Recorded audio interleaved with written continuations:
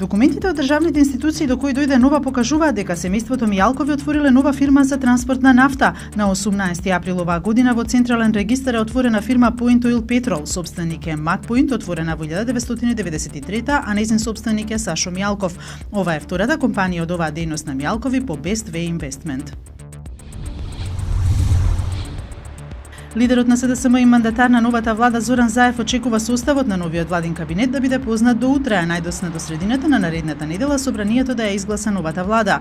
Во интервју за Дојче Веле Заев вели дека очекува новите министри да имаат решенија за проблемите на граѓаните, а не прашања.